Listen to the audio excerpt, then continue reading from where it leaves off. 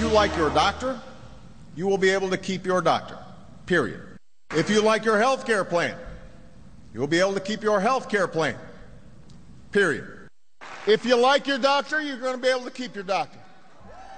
If you like your plan, keep your plan.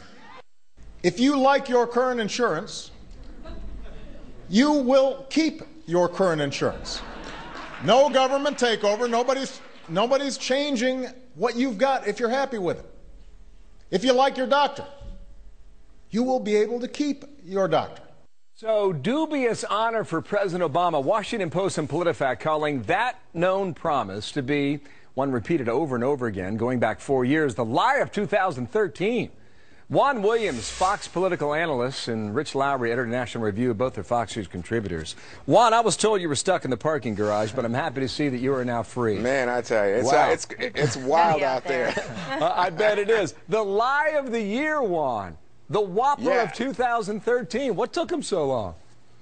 Well, I don't think there's any question in terms of domestic politics. It might be the lie of the year, and you can't take away from Politifact. I mean, clearly they're a very credible source, and they do a good job. I happen to disagree with them. I think they must have ignored Bashar al-Assad saying he wasn't killing people, didn't launch, gas attacks on people. But I think that takes away, that does not diminish from the power of having them come out and say this is the lie of the year. Very damaging. But he's been to the saying Obama it since 2009, 2010 on. I mean, Valerie Jarrett sent out a tweet in October basically saying the same thing. Rich, what do you think of this? Yeah, well, one, lie is exactly the right word because the White House advisors knew he was out there saying something that wasn't true and actually debated whether he should be more honest about it and decided he shouldn't for political reasons. So it was a lie, and an extremely consequential lie because the law probably doesn't pass if he doesn't tell this lie and a few other key dishonesties.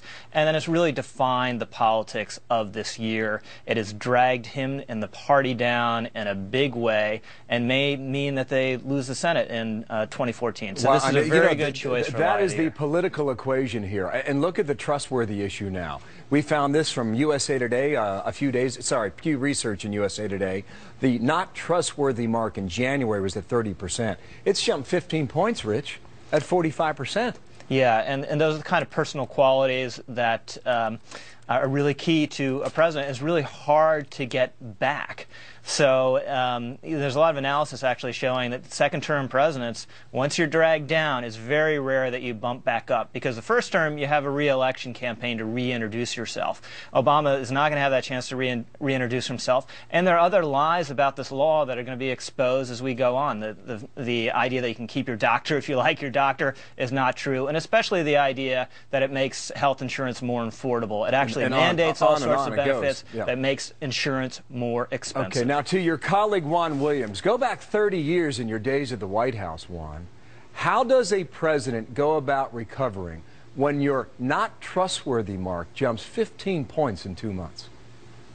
Well, I mean, you think back, if I go back actually to Ronald Reagan's White House, it's very difficult, as Rich was saying, but what you do is you move on. You don't stay stuck in that mud, and I think President Obama is going to have a chance to move on even on Obamacare. Rich and I differ. I think that this program has a chance to succeed, but you just move on in terms of pointing fingers. Right now, the Republicans in Congress have an even lower approval rating. Rich is arguing that he lost the Senate based on this whopper.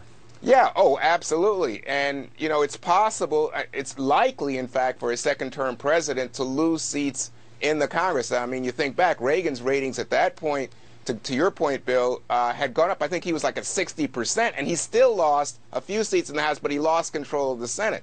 So what you're looking at here is potentially disastrous for President Obama. I mean, it would mean that this last 2 years of his presidency, he would basically be out in the cold as I was in that traffic jam. So I don't think there's any question about that. But I disagree with Rich on the idea that, there's nothing he can do. And by the way, I don't think that it was anything to do with the doctors or cancellations. I think it was the failed rollout where people trusted the president on his signature legislation to do it right, and he couldn't even do that right. You got 5-6 million cancellation. You had a tweet from Valerie Jarrett on October 28th. Fact, she said, nothing in Obamacare forces people out of their health plans. Yeah, they were lying about the lie. They're blaming it on the insurance companies when it was written into the law and then the subsequent regulations that if your insurance changed at all, the slightest bit, you were going to lose it. And that was part of the design. It was to cancel these people out of their individual policies, so they had to go on to the exchanges. Now, Juan's right. Obviously, the rank incompetence around the website hurt, but that's not what hurt fundamentally. It was a lie about this, what this law was about,